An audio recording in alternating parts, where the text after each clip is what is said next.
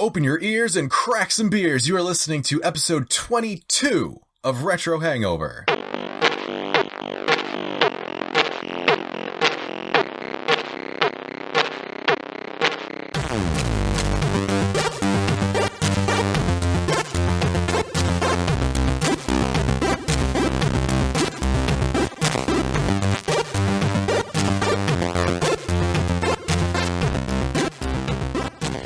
And hello, people of the internets. Welcome to Retro Hangover, episode 22. It's a spooky edition of Retro Hangover. Ooh. This is your co-host, Chris Copleen, bringing you cool, kooky, crazy crackheads calling considerable condensation, constantly condescending, could conquer Castlevania convincingly. Here's cardiovascularly quaffing Shane Koski, the cocky guy. Damn it, you had to throw that in there anyway, didn't you? And so for those of you, this is your edification for this episode, because never let it be said that you don't learn anything when listening to Retro Hangover.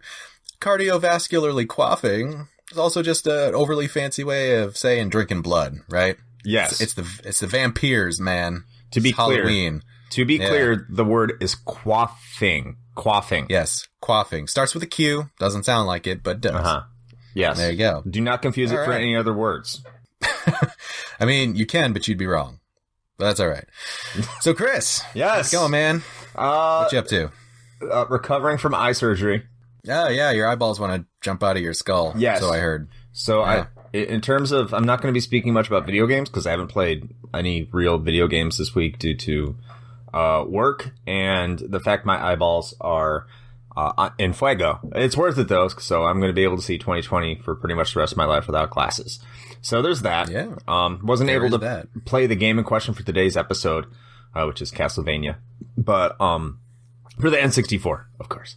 But yeah, tried to, isn't going to work out. But I remember the game well enough, so hopefully I can provide some interesting dialogue for this conversation. And we are going to have a good episode. How about you, Shane? How have you been doing? Pretty good. Going into a particularly busy next about week and a half or so. And tomorrow, actually, tomorrow as of we're recording this, although ideally this will be out same day. Because I got that quick turnaround time, but we'll see how that goes. But flying out for a work trip. So I'm going to be in New Orleans for a week at a conference, as a matter of fact. So looking forward to that. I think it's going to be a good time. They got some pretty fun stuff planned to go along with a lot of the more educational sessions and stuff like during the day. So, and for me, it's actually my first like big work trip, even though I've kind of been in the industry for about a decade now, I guess, which kind of makes me feel old, but that's fine. Yeah, so looking forward to that. I'm taking, of course, my phone, so I got my mobile games with me. Probably going to bring my Switch, as well. So if I've got some free time, like in the evenings after the sessions and stuff, probably get some gaming in there. But yeah, man, that's what I got going on right now. Sorry, my dog came in. He wants to podcast too, apparently. Awesome. Guest speaker. Guest Barker. So yeah, glad to hear you're going on a trip. You're going to like Seattle or something, right? Well, actually, yeah, I didn't touch on that part, but, so the work trip is to New Orleans for the conference, and then I'm leaving directly from New Orleans, this upcoming Friday to Seattle, and just gonna meet up with my girlfriend there. And we're spending the weekend and taking a long weekend because we're taking Monday off because that's when we travel back. But we've got a steampunk convention that we're going to in Seattle, which is probably going to be a lot of fun. So I am sure that we will take plenty of pictures. I'm sure. I mean, if you want to go, you probably may not even have the time for it. And it's just, if you do, though, that's the best place to find old gaming stuff just because of Microsoft headquarters being up around that area. Same with Nintendo. You can find some really good gaming, like, antiquities up there in the Seattle region. Yeah, well, we're kind of purposely making some time to do at least a little bit of stuff around the Seattle area other than just the con, because neither one of us have actually been up there before. Right. And when we were looking through things to do, there were at least a couple of pretty decent looking, like arcades and stuff that, time permitting, we'll probably try to check out. Absolutely. I mean, you always got the Space Needle too. I mean, Seattle's a really great area, and you're lucky enough to go to New Orleans, so you better not squander that. You better get some good food, get some good crawfish, get some good bread pudding. All that good stuff. Oh yeah, man. No, the diet is out the window for New Orleans. I've already come to terms with that. Yes, you absolutely have to. Yeah, but it'll be totally worth it. Before we get to our episode, I want to give a brief shout out to Nintendo Seconds and LP Tiger for letting me pontificate on his podcast for this weekend. So if you haven't heard of it, Nintendo Seconds, it's available on all your podcasting channels that we are on as well, like Google Podcast and iTunes. So go ahead, check it out. Nintendo Seconds. I did a spot this week. For those who don't know, it's a 5-minute podcast that gives the news of the day. That he tries to update it daily. Check it out. It's good quality. And there you are, Nintendo Seconds. Check it out for mine and stay for the rest. There you go. All right. So Chris, you're going to lead us into this one. So what are we talking about today? Today what is the topic du jour? Okay, so it's October, so we have to get a little spooky. I don't know if I said that right. Scary skeletons. Yeah, spooky, scary skeletons. So we're going to get a little spooky, and we're going to go with Castlevania. You know, we're going to go with a spooky version of Castlevania, one that scares even its most ardent of fans, and that's Castlevania for the Nintendo 64, which you probably will be constantly hear referred to as Castlevania 64. You probably call it Castlevania 64 yourself, but it's not called Castlevania 64. It's called Castlevania, unfortunately, for the original Castlevania, because that one is so much better. So today, that's what we'll be talking about. Like I said, I haven't been able to play it. I haven't been able to play in a few years. My eyes are failing me, so I wasn't able to hook up the Nintendo 64.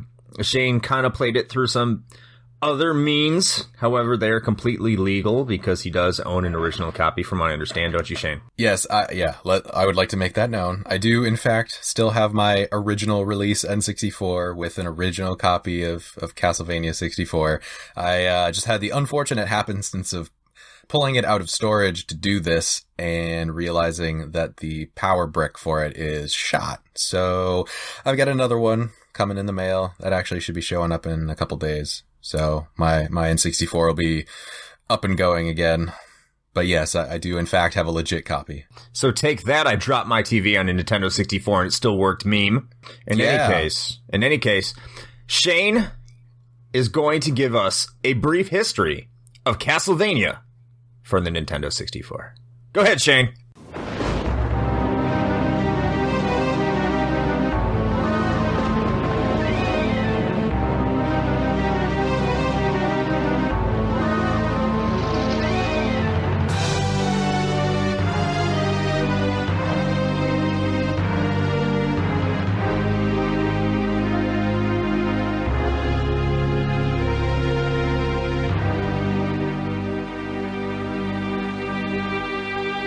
Transylvania in 1852, the province of Wallachia. In this time of peace and plenty, no one foresees the return of ancient horrors. But the old legends live, and soon the land will again be plunged into darkness. The people have returned to the path of wickedness, and the bonds that seal their evil ruler's spirit are weakening. Deep in his castle, he stirs from a century of enforced sleep. Count Dracula awakes. Reinhard Schneider, heir of the ancient Belmont clan of vampire hunters, his blood dooms him to oppose the might of Count Dracula. Wielding the holy whip of his ancestors, the young vampire killer begins his quest. Carrie Fernandez, a young girl gifted with great magical powers. Sensing Dracula's return, she sets off alone to the dark castle. Now she must wield her inherited power in the fight against evil.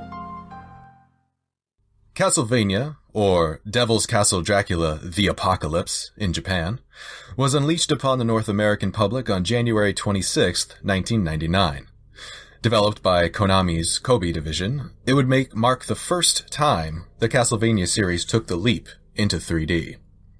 The game was first seen publicly during a sneak peek event at the 1997 Tokyo Game Show under the moniker Castlevania 64, a name that would, unofficially, become synonymous with the game ever after, despite the official release name of simply Castlevania. During development, the project was internally referred to as Dracula 3D. The following year would see Castlevania make a return to TGS, this time boasting several playable levels. Reception of the demo was overwhelmingly positive. Later in that very same month, Konami would reveal that they had decided to drop 2 of the 4 planned playable characters, in favor of focusing on completing the game in a more timely manner. Castlevania 64, much like its predecessors, is primarily an action-adventure platformer. Unlike earlier titles, however, combat employs a targeting and lock-on system to assist the player with fighting in a 3D space. Progression through the game is fairly linear, with an emphasis on exploration and puzzle solving. With no in-game map, players are left to rely on their memory of each level as they move forward. Castlevania also features an internal clock, resulting in a day-night cycle that has certain effects on key characters and events throughout the game. The development team at Konami drew inspiration from many real-world locations for the architecture found in Castlevania, predominantly French castles. For instance, Dracula's castle itself is based heavily upon the famous Mont Saint-Michel on the coast of Normandy. There's your Canadian coming out. Post-release, critical reception to the game was somewhere between positive and mixed. Many games journalists praised the title for its 3D graphics and sweeping soundtrack. Several others, however, criticized the game for its often unwieldy controls and cumbersome camera. Though perhaps a rough start, Castlevania would pave the way for many future 3D installments in the venerable series, for better or worse.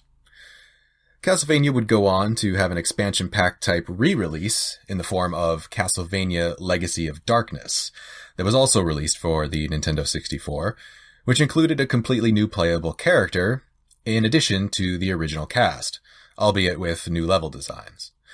While not necessary to play the game, it did have an option for the use of the N64 expansion pack for better textures.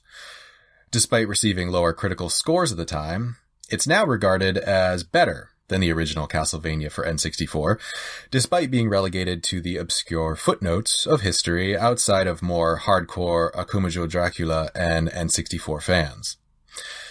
Castlevania for the N64's plot, in terms of series lore, has always been considered non-canon by Konami, much like other titles in the series, such as Castlevania Legends for the Game Boy, Circle of the Moon for Game Boy Advance, and Lords of Shadow for the Xbox 360 and PlayStation 3. And that is your brief history of Castlevania 64. All right, so that was your history of Castlevania 64 there in a nutshell, very detailed. So let's get some things straight right off the bat. Yes. Castlevania for the Nintendo 64, Castlevania 64 for brevity, is not a good game. It's just not. It's not a good game. I disagree. Okay, you can disagree. I would say, okay, if the game was released in 1996, I could say it was good for the time. You're talking about a game that was released 2 years after Symphony of the Night. I want to have a response to that, but I know you're right, but so it's not even a good first effort. I would have to say it's not even a good first effort for 3D. We're talking about a game that was released 3 years after Mario 64. We're talking about a game that was released, Ocarina of Time came out in 98 or 97. I think it came out in 97. So it came after 2 years after Ocarina of Time. It tried to borrow heavily from both when you had essentially the Z targeting from Ocarina. In fact, if anything, they're trying to borrow heavily from Ocarina. Not only is it graphically inferior to Ocarina, but it controls inferior to Ocarina. I know that's a pretty high bar to set because it is one of the greatest N64 games of all time, if not one of the best games of all time in Ocarina of Time, especially for its time.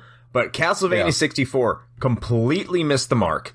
And it felt like a game that should have been released as a launch title for the N64 or a title that came out 2 years after the PlayStation launched. It just completely missed it. Yeah, I mean, okay, I'm half joking when I say that it's not a bad game. A lot of that is just my nostalgia talking, and like objectively, you're absolutely right. It's not great. There are a number of glaring shortcomings in that game, a few of which you've kind of already pointed out. But I will say that for what it's worth, I think the game has gotten a little bit harsher of a bad rap than I think maybe it deserves. It's not fantastic, and it's certainly not going to win any awards or anything. I mean, I actually don't think it did. No. But it's not like it's unplayable. So I think before we go really deep into some of the specifics, let's you want to talk a little bit about our own personal experiences with the game, because I know we've got a lot to say on some of the more finer details, which I think we can get into in a minute. But so Chris, what was like, how did you first come across Castlevania 64? Were you there like around that same time, or did you come to it later? I got it at launch, actually, if I remember correctly, or right around launch period. I was super hyped. I was a huge Castlevania fan at the time, mostly in part to Castlevania Symphony of the Night. Like I said, it came out in 97. I got Castlevania Symphony of the Night the year it was released. I didn't get it at launch because I was kind of oblivious to it being a new release. I was more of an N64 head and an RPG fan, and Symphony of the Night kind of went unnoticed for me, but then I saw it, Castlevania. The name had its legacy written in there. I remember playing Castlevania 4 and loving it. I remember playing Castlevania 3 as a kid and loving it. So I was a huge Castlevania nut based off Symphony of the Night. I had an N64, and I was so hyped for this game. And to be honest, when I played it back in 99, it's not that I hated it, but there's a lot of things I didn't like about it. The fact that you have to use a memory card. Any game that has to use a memory card on the Nintendo 64 is just trash, because the Rumble Pack was out by then. Like, you had the Rumble Pack. You had battery backup. Anyway, I'm going to go off on a tangent here we can get to later. But it wasn't that I was disappointed. There's a lot of cool things in there, like skeletons on bikes, which everyone makes fun of, but I thought was just cool. I thought the soundtrack, when it had a soundtrack, was solid. The opening intro to Castlevania is probably one of the best intros for any Castlevania game ever released, and musically is probably one of the best intros, period, for a game to get you hyped up for the experience. And unfortunately, it gets you so hyped up. If you get that hyped up, you're going to find out it's going to plummet quickly. More so now than back then, of course. Back then, it was just another game. You could tell it wasn't as good as the other games, but going back to playing it, or I watched my kid played it more recently than I have, and watching him play that and just going through the controls, I'm like, holy crap, how could I even stomach this back in 1999? With the glut of quality of games that was out at the time. So yeah, I was super hyped for it. Legacy of Darkness came out, I believe, the same year. It did come out in 99 as well. So, like, that's pretty much Konami. They came out and pretty much said, yeah, we're sorry about this. We didn't mean it. Here's another game. But I didn't pick that up just because I already had it.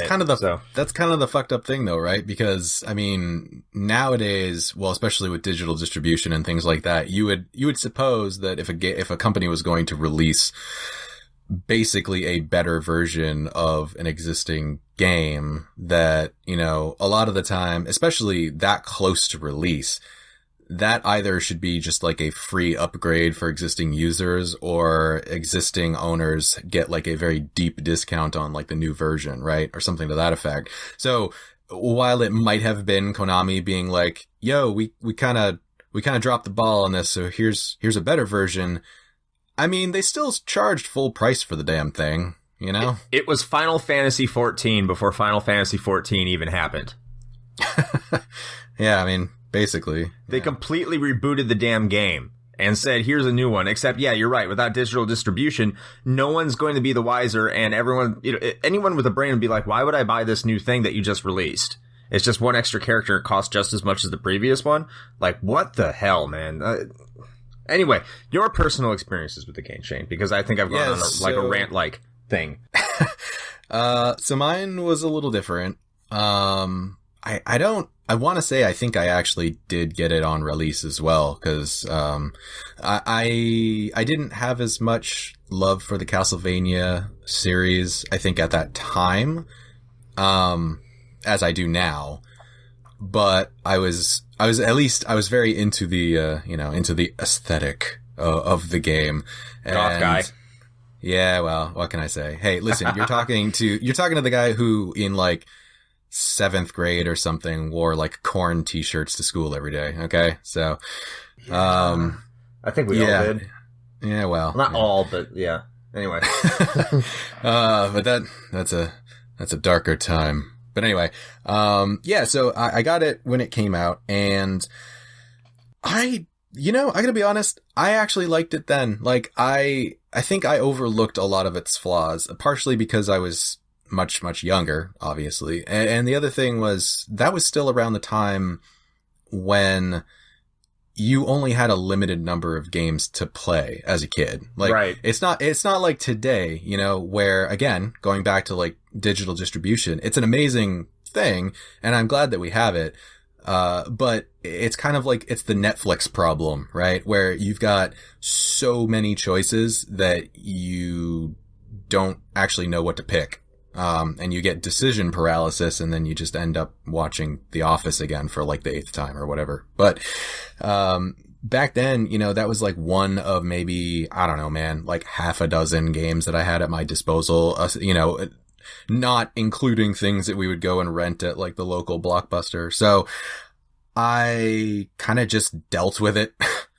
And I didn't really recognize how lacking the game was in a number of ways, because I think I just took it as it was. I was just like, you know what? It is what it is.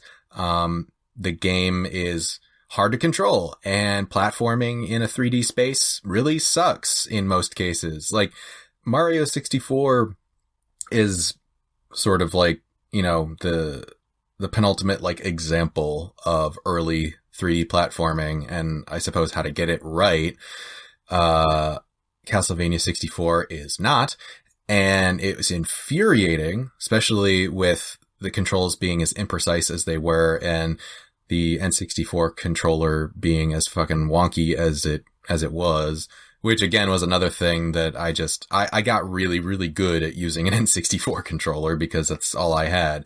And I never had anything really to compare to other than, a Super Nintendo or something, but it was fine to me. And so I actually played Castlevania 64 to completion, dude, I don't even know, several times, to the point where like I saw the different endings based on, the day-night cycle running through.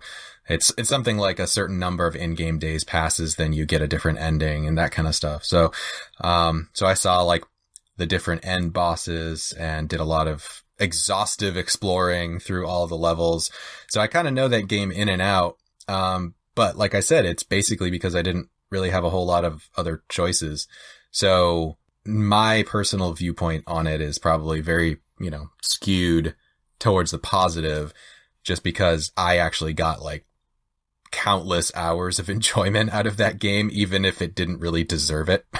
Well, I mean, I completely hear what you're saying, and I think this is due to the fact, like I said, when it came out, it was just another game. It wasn't a bad game. It was just another game. There were so many worse. I mean, if you look back at it, a lot of people loved, including myself, Sonic Adventure when it was released for the Dreamcast in 1999, September 9th, 1999. And everyone loved that game, and everyone looked through its flaws. If you go back and you play it today, with the ability of hindsight, with the ability of much better games being created after it, you can go back and look at it critically and say Sonic Adventure and Sonic Adventure 2 are not good games. They just are not good games.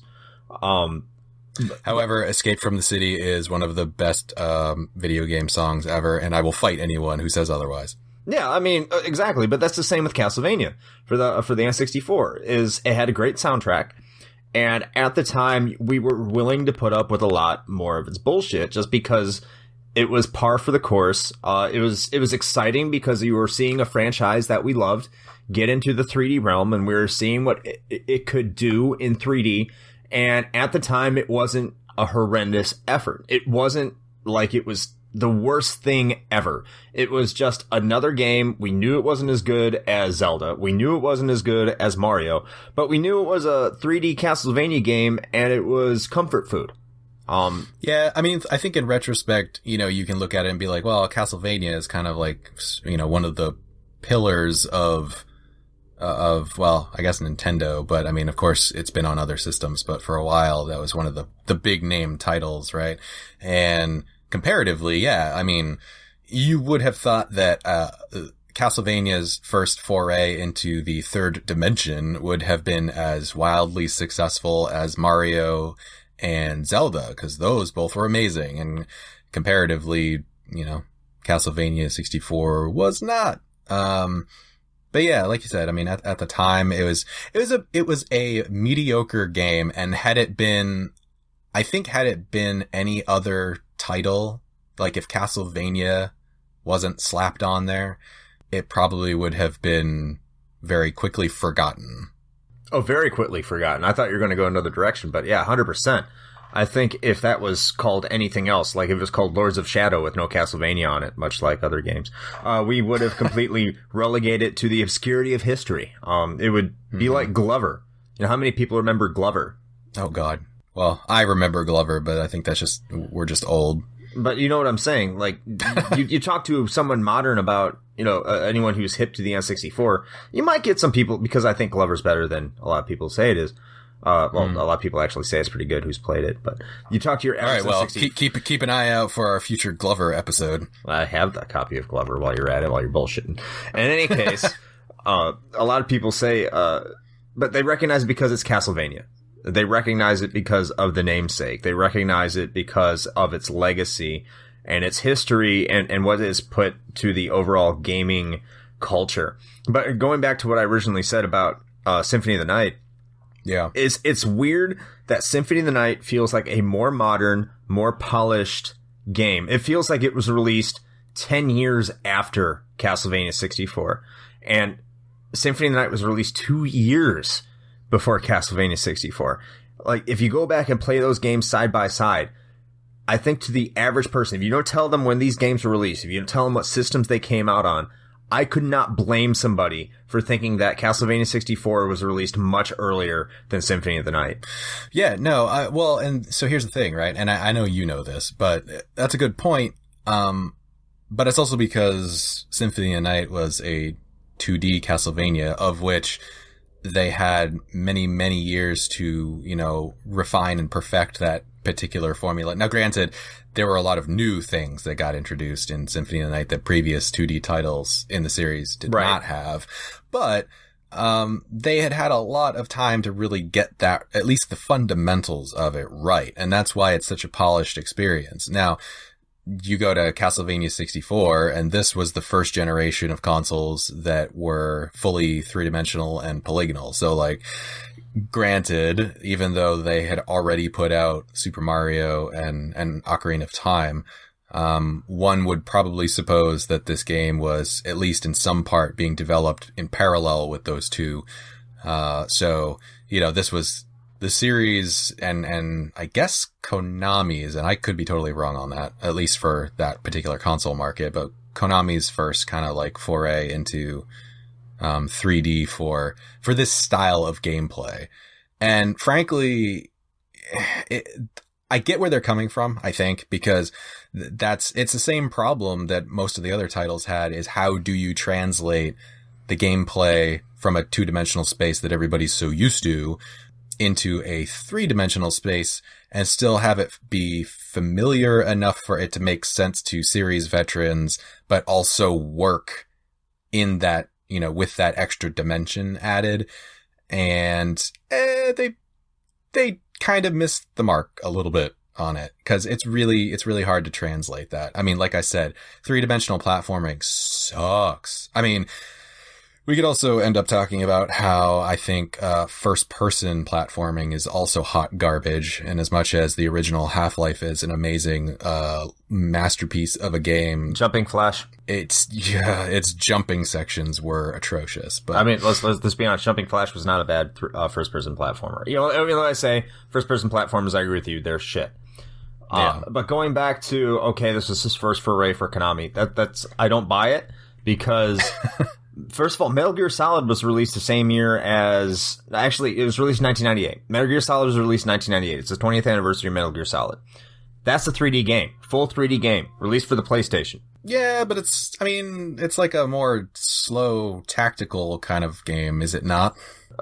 Sure, you can make that argument and say that it's a slow, tactical game and is based on stealth, but you had the environments. You had the idea of what an environment could be, and they had close-quarter combat. You add a whip, you add skeletons, you have a basis for an experience. You go less than a year from release, or a little bit more than a release from Castlevania 64, and you go to sort of the Berserk Guts' Rage for the Dreamcast. Mm-hmm. And you have a game that could almost be Castlevania. And that was made by Yuke's, right? Not Konami. Didn't have the money that Konami did. Published by Eidos and released for a Dreamcast, and it almost looks like a budget game. Now, don't get me wrong. I'm not saying Sword of the Berserk is a masterpiece. But what I'm saying is so far beyond where Castlevania 64 is a better Castlevania game than Castlevania 64 is, and it's only released like within a year of that game for the Dreamcast. So the effort to get it there, and you're right, it had a template of Ocarina of Time, and it was it had to have been at least in early development when Ocarina came out. It hadn't even started development when Super Mario 64 came out. So the templates were there. I don't know if they put enough budget, effort, or whatever into it, but they didn't put it into it, at least initially. So having said all of that, there are a lot of things that I think the game could have done better, but so if you had to pick something, or a couple of things, if you've got a few, but what are some of your more favorable aspects of the game for you personally? I liked how Carrie Fernandez controlled. I liked her character. I liked how she played. And I liked the fact that it tied into Castlevania 3, which I love the fact that Konami's obsessed with how Castlevania 3 ties into the rest of the series lore. So for a lot of people who don't understand, Carrie Fernandez is supposed to be Saifa Belnade's descendant, which doesn't make too much sense considering that at the end of Castlevania 3, Trevor or Ralph Belmont, depending on your translation, gets with Saifa, and yeah, they make children. And Carrie Fernandez is supposed to be the descendant of that, fighting alongside Schneider. The other thing is, like I said earlier, the intro is fantastic, and the soundtrack is largely very, very, very attractive. Yeah, that's one of mine for sure. The soundtrack I thought was great, and the intro to the game is, as we had mentioned, definitely one of the better ones. It does a really great job of setting the atmosphere, which frankly, for me, is actually one of the other things that I do like about the game. Shortcomings aside, playing through that game from beginning to end, it does an excellent job of maintaining its atmosphere throughout, which I really do appreciate. It really nails that sort of, gothic horror vibe that it really ought to have.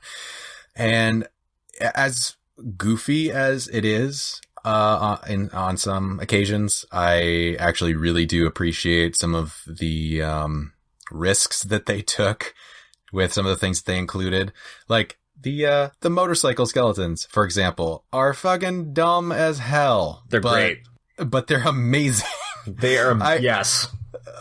Even as a child, when I was playing this and saw that for the first time, I mean, other than my initial reaction of like, oh shit, where did these come from? I'm gonna die. The other one was, even at that young age, I was like, this doesn't seem right.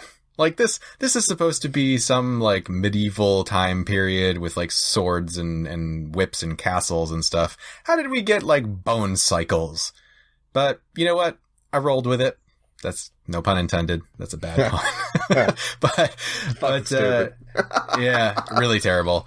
But no, I actually really enjoyed that. And, as far as I can recall, because I haven't played through the whole thing in recent times, but I also liked the characters that they included, and the boss fights were pretty decent. I can't recall too many like super unfair things. Of course the final boss is a bitch, if I recall correctly, but, But yeah, I think the atmosphere and some of the leaps they took with some of the inclusions were probably my two highlights for sure. Okay. So here's a take. Do you want to hear my kid's opinion on Castlevania? All right, let's get that hot take. I'm going to get the hot take. Let me see if I can bring him in. 1 second. All right, everyone. My son Christian has played Castlevania for the Nintendo 64 recently. He is 10 years old, so he has a fresh take. He wasn't alive, obviously, at its release back in 1999. So I'm going to ask Christian. Christian, come over here. Christian. Okay. I want you to tell everyone what you thought of playing Castlevania for the Nintendo 64. What's your thoughts about it? I think it is really good so far. I have not beat it yet, so it's good. I like it. What do you like about it? The gameplay itself is just... You like the gameplay? Yes. Woo! But yeah, Christian, you couldn't even figure out how to you had problems trying to climb up like walls and stuff like that, and hitting the candles on the ground and stuff. So you're telling me you like the gameplay? If you don't like it, it's fine. Let everyone know you didn't like it. I'm just really used to the D-pad. You're used to the D-pad, and you didn't like... So the controller, you didn't like using the controller? No, it was like the circle in the middle. It's kind of slippery. So the analog controller is slippery? Yes. So you're calling the game very, very slippery in terms of control. How about fighting enemies? Was fighting enemies easy? Yes. You thought killing the skeletons on the motorcycles was fun?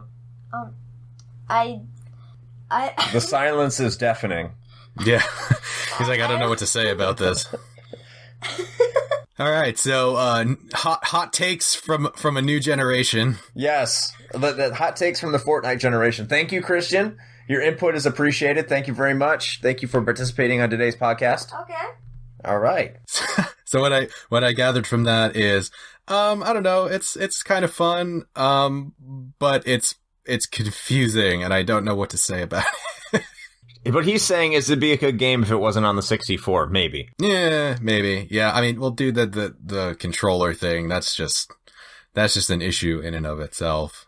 Like, I'm surprised that I got as proficient with that monstrosity as I did. I mean, looking back at it, like, it's a great functional controller for a 3D game that doesn't require a second analog stick. Yeah, but it's so weird, though. Like, I mean, I personally would have made the argument that you could have gotten rid of the D-pad completely and just put the left analog stick up on the left side and just made it like a regular ass controller, and it probably would have been better. But Thus the GameCube. Yeah, actually. I mean, functionally, you don't really use the D-pad for much of anything in most N64 games. At least not the ones that I remember playing. Mischief Makers. Well, I didn't play that, so There you go. So I guess that's actually a good kind of segue, I suppose, because we usually like to talk about whether or not the item in question holds up today or not, and it sounds to me like someone from the younger generation playing it now is a let's go with tepid yes. Tepid yes. Very tepid. In that it's playable. And I think that's probably the best you can say about it.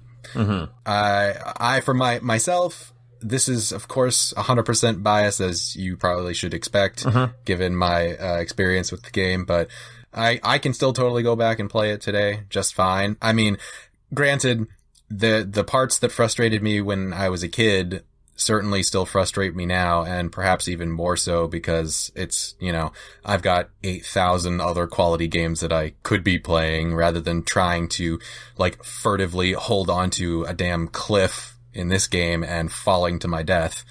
But yeah, it holds up in that I think it's just as mediocre overall as it was back then. Like, the only thing that probably aged poorly, much like the rest of the N64 library, is the graphics. I mean, it's like trying to play a video game through, like, a dirty fish tank. Well, yeah. So my opinion is not as biased as yours, as much as I do love Castlevania for the 64. If you're playing on original hardware, the biggest gripe I have with it is that it requires a memory card. There's no reason for that. It's on a cartridge.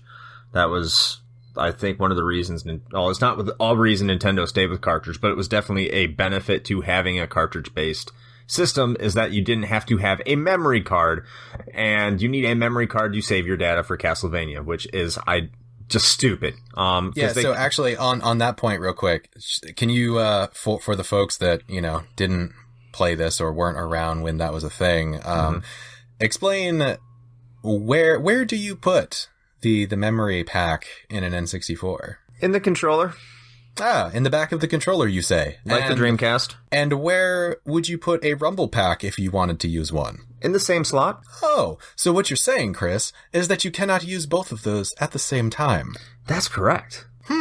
Funny that. I don't even remember if Castlevania 64 is Rumble Pack compatible. I actually don't know. I mean, probably not, because otherwise you wouldn't be able to save your game, right? Well, there were games for Nintendo 64 I remember pretty explicitly being able to use both. I can't remember which ones, but you could swap out your memory card, put your Rumble Pack in, and then swap it back out. It's not a pain in the ass, but you could do it. So I just can't remember whether or not you could use the Rumble Pack with Castlevania. But the simple fact it was cartridge-based, one of the benefits to being cartridge-based, as you saw from almost every first-party release, that you could save your data on the cartridge. And you didn't need a memory card. I don't even know why the N64 had an external memory card. Like, that should have been a selling point that you had over the Saturn and the PlayStation. Mostly a PlayStation, because the Saturn had internal memory that you could save to an internal battery. So definitely... I'm trying to remember what I used my memory pack for other than Castlevania. I think I actually still have my original memory pack, and I'm going to go out on a limb and say Perfect Dark. I think I might have needed to save my games of Perfect Dark on that thing. That would be terrible. I could be wrong. Because you didn't in GoldenEye. You didn't in GoldenEye. Yeah, but to be fair, you also didn't need the expansion thing for GoldenEye either, but you did need it if you wanted to play the single-player campaign for Perfect Dark, so... True. Yeah. But moving on from the memory card in terms of would I play it today, mostly for novelty reasons, I would say in the entire Castlevania lore that I can think of off the top of my head is probably... in the main series, not the fighting games, not the silly little offshoots at this from Castlevania, I would probably say it's the second worst Castlevania ever made, and the worst being Castlevania Simon's Quest because of the horrible translation and not letting you know what the hell you're supposed to do without a guide. So if you're going to play it for novelty reasons. If you really want a 3D Castlevania, Lament of Innocence isn't terrible. Curse of Darkness, from what I understand, I haven't played it, isn't bad. Lords of Shadow is not really a Castlevania game, but it has Castlevania on it, so go ahead, play it, enjoy it. It's not that bad of a game. Yeah, so it's a decent game. It's just not really what you would expect from Castlevania. Yeah, so it's novelty. It's if you want to sit around with your bros and get drunk on a retro game night and you all love Castlevania, go for it. Other than that, if you didn't experience back in the past, you're not missing much. Go ahead and skip it. Yeah, I mean, as much of the perhaps unwarranted affection that I have for it, I think that's the same conclusion that I would come to. But if you're curious, it's not one of those games where you're going to boot it up and like hate your experience playing it. I think it's, like we said, it's just really middle of the road, and you probably would have expected more from something with a Castlevania name on the box. But if you're curious about things like skeletons on motorcycles and the fact that you actually have a boss fight within the first 2 minutes of the game, which I still think is actually kind of cool, maybe, I don't know, throw an hour or two at it just to check it out. Say you played it.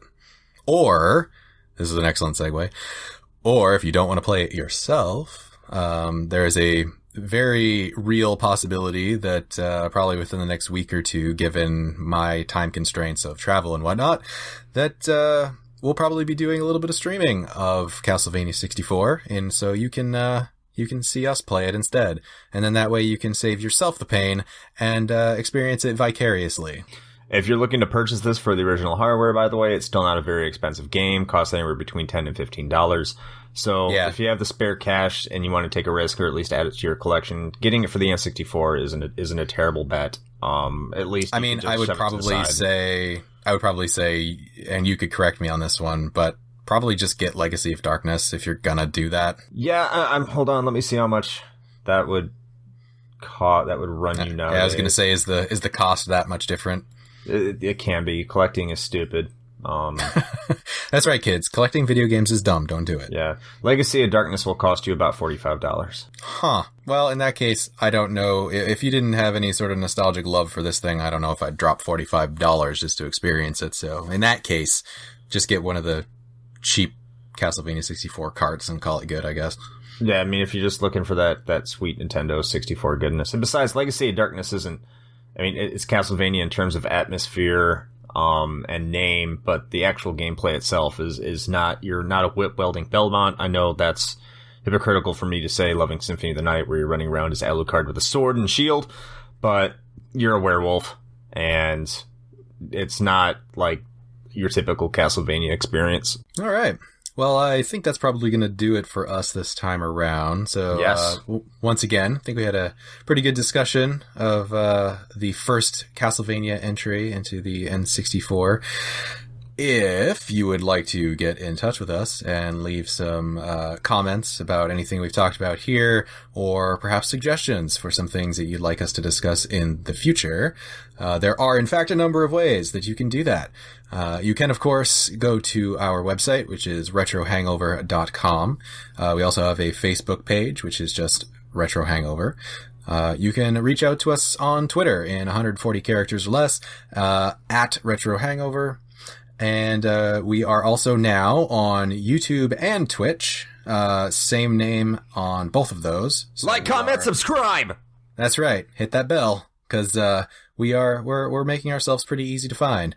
And if you haven't gone and taken a look, there's a couple of VODs up there now of myself doing the Doom Iron Man challenge that we talked about in the last episode. And as of recording today, I have now completed 2 of the episodes of Doom on ultra-violence difficulty with 0 deaths, which is a personal achievement for me, as a matter of fact, so I'm actually kind of happy about that one. Yes, thank you. I needed a slow clap for that, so there you go. So my goal anyway, and it probably won't be until a week or so after this recording, because I'm going to be gone, as I said. But I would like to try and finish that, or die, whichever one comes first. But once I wrap that up, the plan is to, as I said, stream some Castlevania 64. So yeah, anything else you want to say before we shut this thing down, Chris? Not really. Just grab your joysticks by the throttle and pull up.